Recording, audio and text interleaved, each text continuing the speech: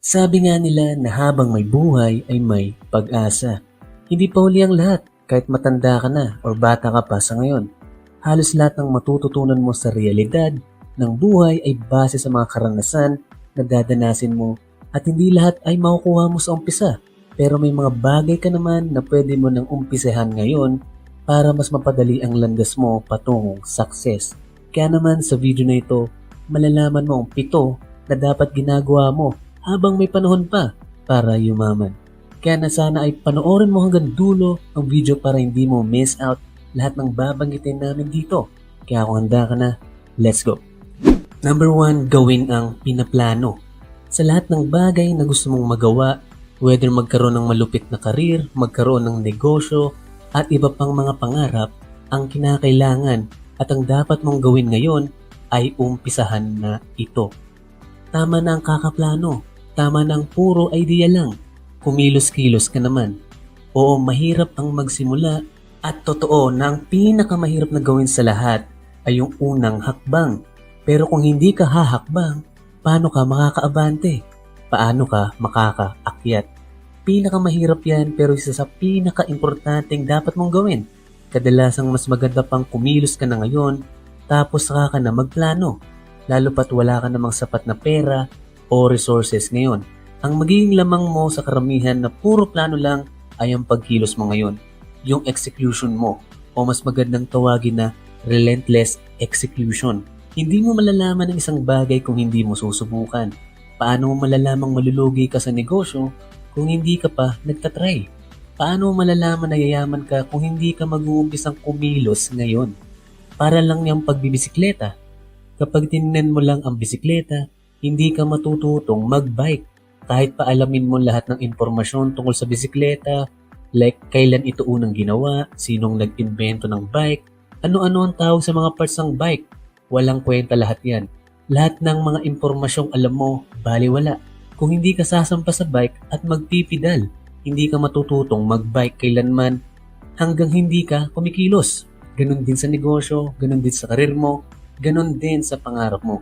Ikaw lang ang pumipigil sa sarili mo. Huwag ka na magpalusot na wala kang kapital, na wala kang ganito, na wala kang ganyan. Mag-umpisa ka sa kung anong meron ka. Kahit na maliit na hakbang pa yan, ay napaka-importante sa progress mo. Lahat ng nasa isip mo, tuparin mo. Gawin mo ang pinaplano mo ngayon. Number 2, isipin ang long-term na resulta. Kung gusto mong yumaman at hindi ka naman sinuwerteng manalo sa loto o magkaroon ng napakayamang mga magulang, dapat ma-realize mo ng mga bagay-bagay ay nangangailangan ng mahabang panahon para magbunga. Alisin ng mindset na biglang pagyaman. Yung mga get rich quick na yan at magtrabaho ka na ngayon. May dahilan kung bakit ang isang palapag lang na bahay ay naabot ng ilang araw o buwan bago matapos at hindi nagagawa ng isang araw lamang. It takes time para magawa lahat yon at ganun din yun kung gusto mong maging mayaman. Alisin mo ng pagiging short-term mag-isip dahil wala talagang easy sa mundo. Mag-umpisa ka ngayon at unti-unting buuin ang dapat mong binubuo. One step at a time lang at hindi rin porket nagtanim ka ngayon ay bukas may aanihin ka na. Hindi ganun yun. Lawakan mo pa ang isip mo. Number 3, matutong mag-adapt. Sa buhay natin, punong-puno talaga ng ups and downs. Minsan nasa baba ka, minsan nasa taas ka naman. Hindi pwedeng permanente kang nandoon sa isang lugar. Meron at merong mga pagsubok na ibabato sa'yo na maaaring magpabagsak sa'yo or mga opportunity naman na pwede namang magpaangat sa'yo. Ibig sabihin lang ay walang kasiguraduhan sa buhay. May mga taong merong napakabigat na problema, nasalanta ng bagyo, nasunugan ng bahay, namatayan ng mahal sa buhay at iba pa. Kaya ang dapat mong gawin ay maging grateful at i-appreciate mo naman ang lahat ng bagay na meron ka, mapamaliit man yan o malaki. At isipin, sa isang iglap ay pwedeng mawala ang lahat ng yan. At kung sakali mang mangyari yon ay matuto ka namang mag-adapt o mag-adjust sa sitwasyon. Hindi pwedeng susuko ka na lang bigla at magpapakalugmok sa kalungkutan o sa problema. Dapat matuto kang bumangon at lumaban ulit.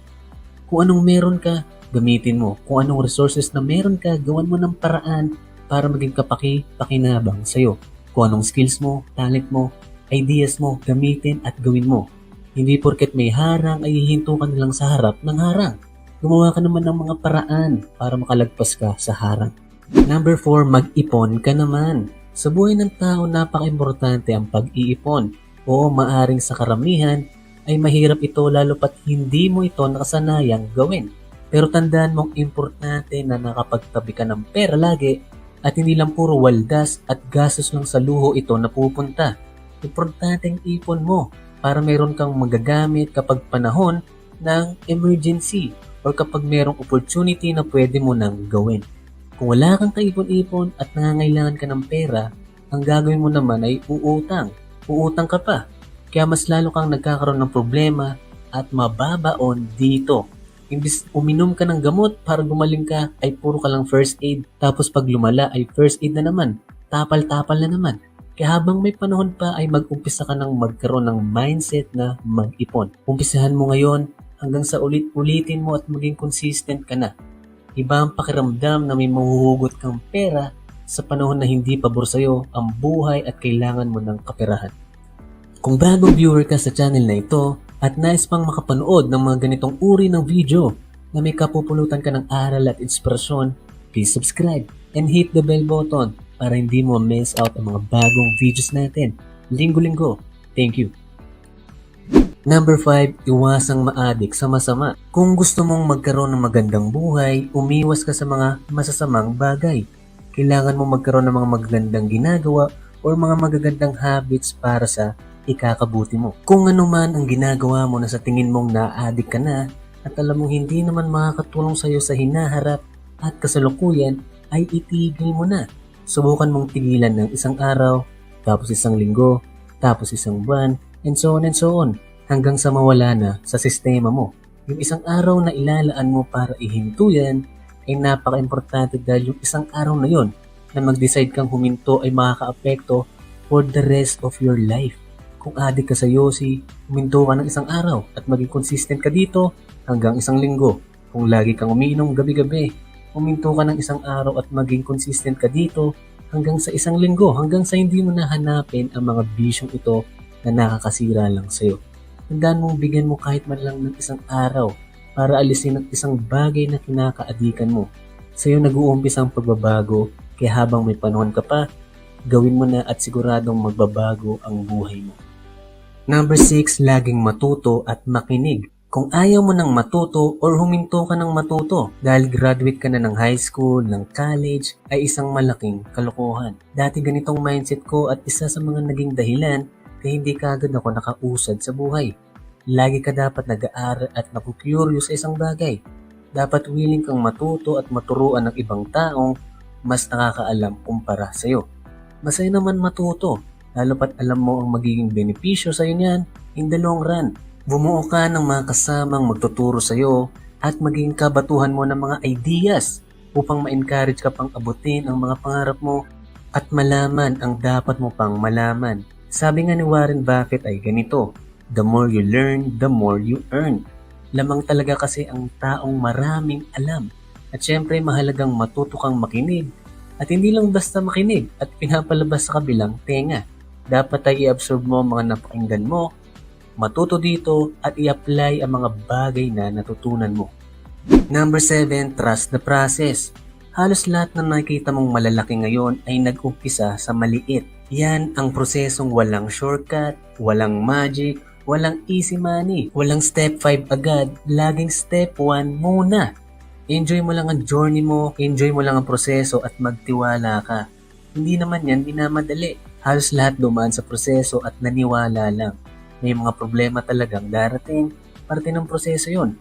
Lahat ng pwedeng mangyari ay posibleng mangyari. Huwag kang maging mainipin, bagkus ay maging matyaga ka dahil hindi naman ito pabilisan. Lahat naman makakarating sa finish line as long as gumagalaw ka. Kahit kumapang ka pa, lumakad ka pa o tumakbo ka pa, makakaabot ka rin sa dulo basta huwag ka lang sumuko. May liwanag din sa dulo, magtiwala ka sa proseso. In summary, itong 7 dapat ginagawa mo habang may panahon pa para yumaman. Number 1, gawin ang pinaplano. Number 2, isipin ang long-term na resulta. Number 3, matutong mag-adapt. Number 4, mag-ipon ka naman. Number 5, iwasang maadik sa masama. Number 6, laging matuto at makinig. And number 7, trust the process.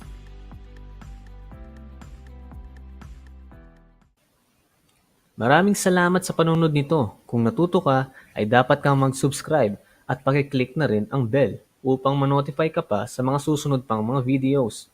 Pakishare na lang rin sa mga kaibigan natin gustong matuto at yumaman. Thank you and God bless!